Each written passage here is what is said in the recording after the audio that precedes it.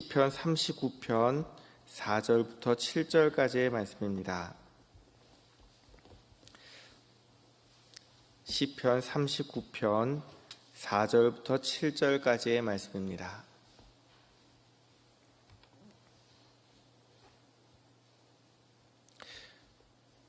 찾으셨으면 함께 읽도록 하겠습니다.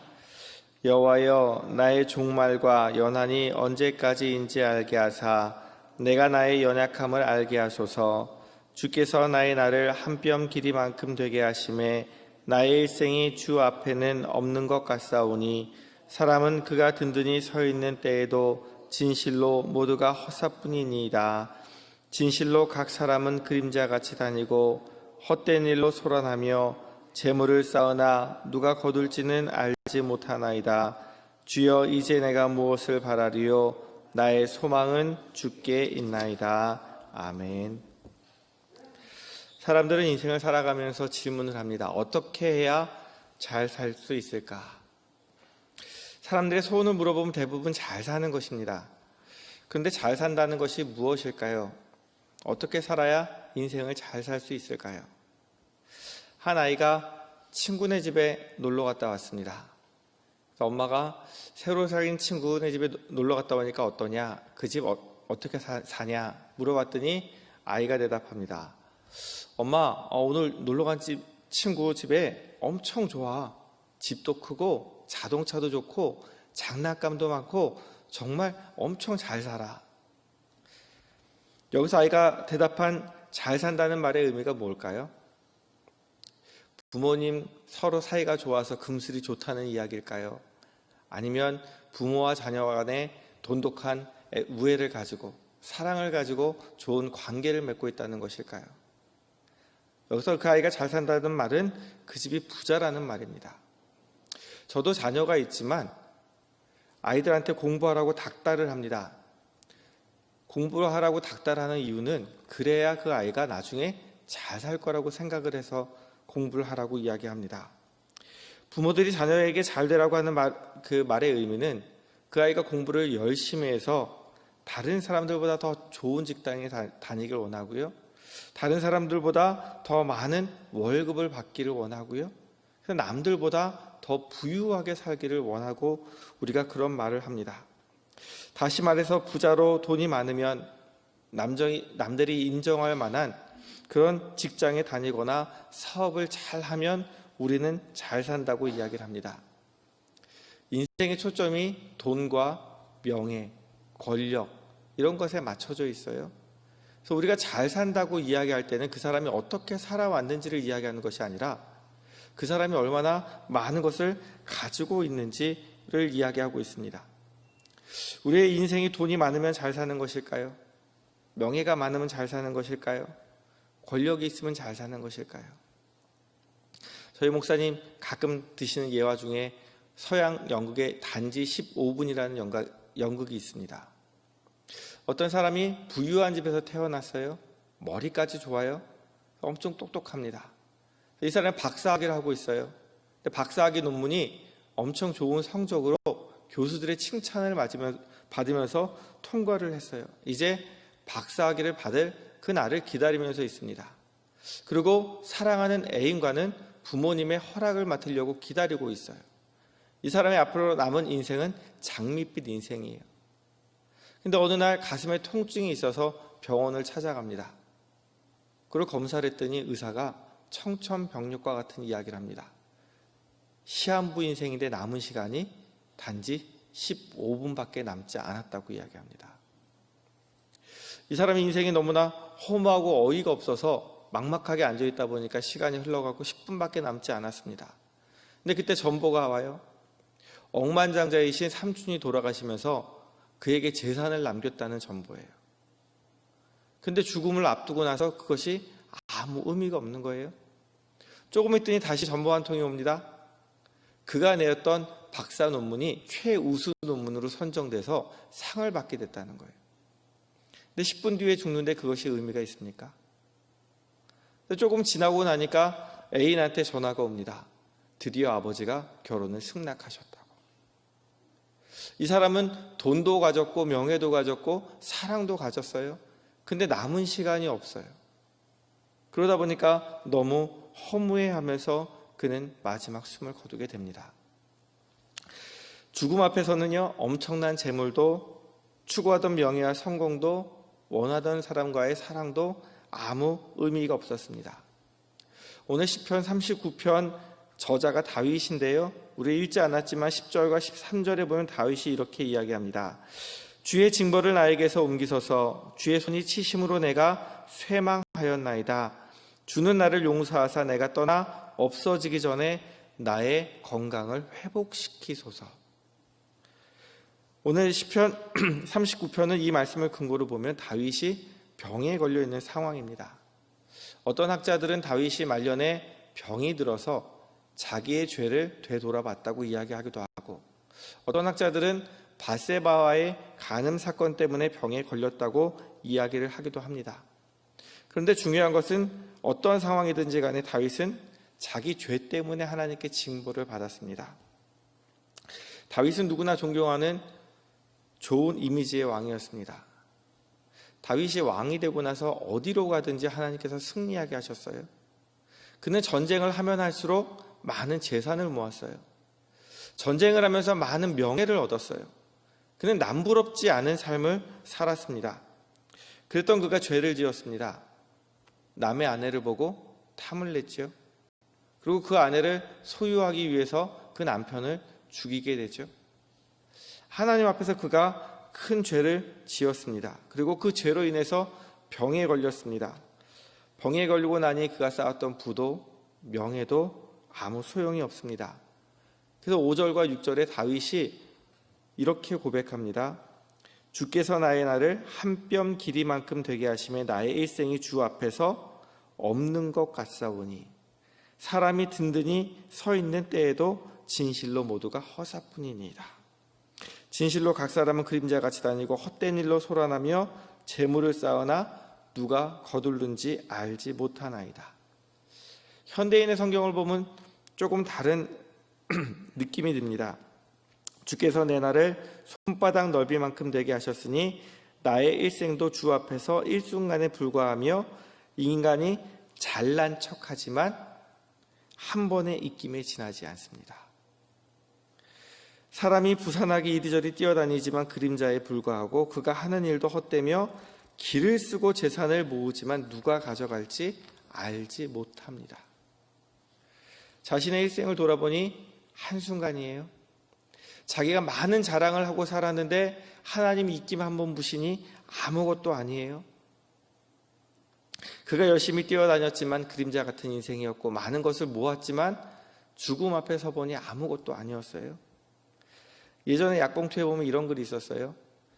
돈을 잃으면 조금 잃는 것이고 명예를 잃으면 많이 잃는 것이고 건강을 잃으면 전부를 잃는 것이다. 들어보셨죠? 건강을 잃고 죽음 앞에 서보니 자기 자랑이 아무것도 아니에요. 다 허무할 뿐이에요. 돈이 있어도 명예가 있어도 권력이 있어도 하나님의 심판 앞에 서보니 그것은 아무 도움이 되지 않습니다. 사람들은 누구나 다 죽는 것을 알고 있습니다. 하지만 그날이 오늘이라고는 절대 생각하지 않습니다. 그래서 사람들이 순간을 살면서도 마치 영원을 살 것처럼 행동을 해요. 그리고 그 영원히 살 것 같은 인생 잘 살기 원하죠. 그래서 사람들의 소원은, 사람들의 고민은 어떻게 하면 잘 살 수 있을까? 여기서 말하는 잘 살 수 있다는 이야기는 잘 살기 위해서 어떻게 해야 돈을 벌지? 어떻게 해야 명예를 얻지? 어떻게 해야 권력을 가질 수 있지? 어떻게 해야 건강할 수 있지? 사람들은 이런 고민을 하면서 살아갑니다. 자신의 인생에 대한 질문이 돈과 명예와 권력과 건강에만 집중되어 있습니다. 돈과 명예를 얻기 위해 분주한 삶을 살아가는데 그것을 누릴 수 있는 건강이 무너지고 나면 사람들은 허무해합니다. 오늘 다윗도 마찬가지 상황이죠. 열심히 살아왔던 인생 병들어 죽음 앞에 서보니 지난 생이 한순간이었고 잘난 척하며 살았지만 하나님의 입김 한 번에 무너지는 인생이었고 아무것도 아닌 인생입니다. 그림자 같은 인생입니다. 아이폰을 만드는 회사가 애플입니다. 그 회사를 크게 만든 사람이 스티븐 잡스예요. 그가 2011년에 죽었는데 그가 죽기 전에 병상에서 이런 글을 남겼어요. 그 중에 제가 일부만 읽어드리면, 나는 사업의 성공의 최정점에 도달했었다. 다른 사람들의 눈에는 내 삶이 성공의 전형으로 보일 것이다. 지금 이 순간 병석에 누워 나의 지난 삶을 회상해보면 내가 그토록 자랑스럽게 여겼던 주위의 갈채와 막대한 부는 임박한 죽음 앞에서 그 빛을 잃었고 그 의미도 상실했다. 어두운 방 안에서 생명보조장치에서 나오는 푸른빛을 물끄러미 바라보며 낮게 웅웅거리는 그 기계 소리를 듣고 있노라면 죽음의 사자가 숨길이 점점 가까이 다가오는 것을 느낀다. 쉬지 않고 돈 버는 일에만 몰두하다 보면 결과적으로 비뚤어진 인간이 될 수밖에 없다. 바로 나같이 말이다. 부에 의해 조성된 환상과는 달리 하나님은 우리가 사랑을 느낄 수 있도록 감성이란 것을 우리 모두의 마음속에 넣어주셨다. 평생에 내가 벌어들인 재산은 가져갈 도리가 없다. 내가 가져갈 수 있는 것이 있다면 오직 사랑으로 점철된 추억뿐이다. 어떤 것이 세상에서 가장 비싼 침대일까? 그것은 병석이다. 우리는 직원을 고용해서 우리를 위해 돈을 벌게 할 수 있지만 병을 대신 앓도록 시킬 수는 없다. 물질은 잃어버리더라도 되찾을 수 있지만 절대 되찾을 수 없는 게 하나 있으니 바로 삶이다. 현재 당신의 인생이 어느 시점에 이르렀던지 상관없이 때가 되면 누구나 인생의 무대에 막이 내리는 날을 맞이하게 되어 있다. 가족을 위한 사랑과 부부간의 사랑, 그리고 이웃을 위한 사랑을 귀히 여겨라. 자신을 잘 돌보기 바란다. 성공을 했지만 죽음 앞에 서 보니까 남은 것이 아무것도 없어요. 오히려 하나님이 주신 인생을 사랑하며 살지 못했던 것을 후회하고 있습니다. 하나님을 의지하지 않아서 병에 걸리고 압살롬 때문에 말년에 고생했던 다윗의 그 삶은 헛된 삶이었습니다. 그러면서 다윗이 깨달은 것은 오직 하나님을 의지하고 하나님께 소망을 두고 살아가는 삶만이 의미가 있다는 것을 깨달아요. 다윗의 아들 솔로몬이 지은 전도서는 해 아래에서 사는 인생의 허무함을 이야기하는데요. 솔로몬은 아마도 자신의 아버지 다윗의 말년의 모습을 보면서 인생의 허무함을 깨달았을 거예요. 그리고 자신이 모든 것을 다 누려봤지만 그것이 결코 모든 것이 아님을 깨달았어요. 그래서 전도서 1장 2절에 이렇게 이야기하죠. 전도자가 이르되 헛되고 헛되며 헛되고 헛되니 모든 것이 헛되도다. 그는 계속해서 인생이 얼마나 허무한 것인지 전도서에서 계속 이야기를 하는데요. 아무리 지혜로운 사람도, 아무리 많은 것을 가진 사람도, 아무리 권력을 가진 사람도 결국 죽음 앞에서는 똑같다는 거예요. 죽음 앞에 서보니 그것은 허무하다는 거예요. 절대적인 허무를 이야기하지만 이것을 극복할 수 있는 방법이 있어요. 사람들은 다 해 아래 인생을 살아요. 이 밑에서는 다 동등해요. 죽음 앞에 평등해요. 근데 하나님은 어디 계세요? 해보다 위에 계세요. 그러니까 해 아래에 있는 인생이 해 위에 있는 하나님을 만날 때만이 이 절대적인 허무를 극복하고 영원한 삶을 살 수 있다라고 이야기합니다. 사람들은 누구나 잘 살고 싶어 합니다. 그러나 건강을 잃어버리면 모든 것을 잃어버리는 그런 삶이 과연 잘 사는 인생일까요? 인생의 궁극적인 질문 앞에서 어떻게 살아야, 어떤 삶을 살아야 잘 살 수 있다고 고백할 수 있을까요? 다윗이 오늘 7절 말씀에 보면 이렇게 고백합니다. 주여 내가 이제 무엇을 바라리요? 나의 소망은 누구에게 있어요? 주께 있나이다. 다윗이 병들어 죽게 되었을 때, 자신의 인생을 돌아보고 허무함을 느꼈을 때 비로소 깨달았습니다. 우리가 바라볼 분은, 우리가 소망을 둘 분은 오직 하나님밖에 없습니다. 앞서 말씀드렸듯이 돈을 잃는 것은 조금 잃는 것이고요, 명예를 잃으면 많이 잃어버리고요, 건강을 잃으면 다 잃어버린다라고 이야기하지만 오늘 다윗처럼 모든 것을 잃어버린 자리에서 하나님을 다시 얻는다면 그것은 모든 것을 얻는 것인 줄 믿습니다. 스티븐 잡스는 죽음 앞에서 허무함을 느꼈지만 하나님 주신 인생을 누리며 살지 못했음을 후회했지만, 그러나 다윗은 죽음이라는 허무함 앞에서 다시 하나님을 만납니다. 그리고 하나님이 다시 주신 삶으로 말미암아 하나님의 뜻대로 남은 인생을 살면서 마지막 평가는 하나님의 마음에 합한 사람이라는 평가예요. 세상은 우리에게 더 많은 것을 소유하라고 이야기합니다. 우리에게 더 큰 명예를 가지라고 이야기하고요, 더 큰 권력과 힘을 가지라고 이야기하고 건강해야 한다고 이야기합니다.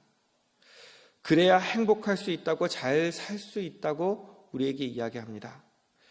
그래서 현재 누릴 수 있는 것 누리지도 못하고 우리가 더 많은 것을 갖기 위해 그런 것에 집착하다가 허무하게 살아가는 인생을 살아갑니다.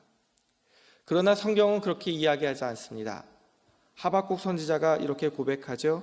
비록 무화과 나무가 무성하지 못하며 포도나무에 열매가 없으며 감람나무에 소출이 없으며 밭에 먹을 것이 없으며 우리의 양이 없으며 외양간에 소가 없을지라도 나는 여호와로 말미암아 즐거워하며 나의 구원의 하나님으로 말미암아 기뻐하리로다. 내가 이 세상에 소망을 둘 만한 모든 것이 다 없어져도 하나님 계시면 기뻐하겠다. 그래서 그가 그 다음 하박국 3장 19절에 주 여호와는 나의 힘이시라고 고백을 합니다. 해 아래서 살아가는 사람들은 이 세상이 끝이죠. 그러니까 그들은 더 이상 소망이 없습니다. 죽음 앞에서 허무할 수밖에 없어요. 그래서 그들의 마지막 고백이 공술의 공수거예요. 빈손으로 왔다 빈손으로 간대요. 그러나 믿는 성도들의 고백은 이거와 다른 고백이어야 합니다. 요한계시록 14장 13절에 보면 하나님께서 이렇게 말씀하세요. 또 내가 들으니 하늘에서 음성이 나서 이르되 기록하라. 지금 이후로 주 안에서 죽는 자들은 복이 있도다 하시매 성령이 이르시되 그러하다. 그들이 수고를 그치고 쉬리니. 여기까지는 똑같아요. 이는 그들의 행한 일이 따릅니다. 우리가 빈손으로 하나님 앞에 가는 것이 아니에요. 우리가 이 세상을 살아가면서 하나님께 소망을 두고 하나님을 의지하고 하나님을 위해 살았던 그 모든 일들이 우리를 따라간대요. 그것이 하나님 앞에서 상급이 된대요.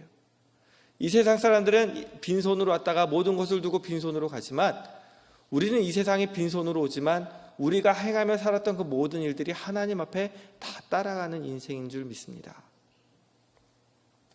해 아래에서 살아가는 사람들은 믿는 사람이든지 믿지 않는 사람이든지 누구나 행복을 추구하면서 열심히 살아갑니다.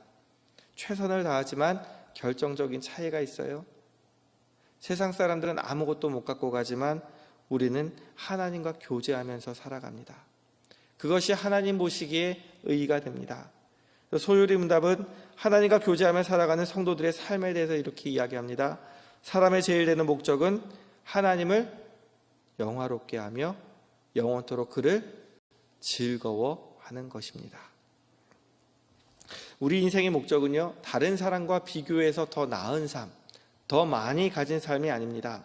하나님의 자녀답게 하나님께 영광을 돌리는 삶, 하나님과 동행하며 하나님을 즐거워하는 것이 우리의 인생의 목적입니다. 우리의 창조의 목적에 대해 구약의 위대한 선지자 이사야가 무엇이라고 이야기했냐면 이사야 43장 21절에 이 백성은 나를 위하여 지었나니 나를 찬송하게 하려 함이라. 하나님이 우리를 만드신 목적이 하나님을 찬송하게 하려 함이에요.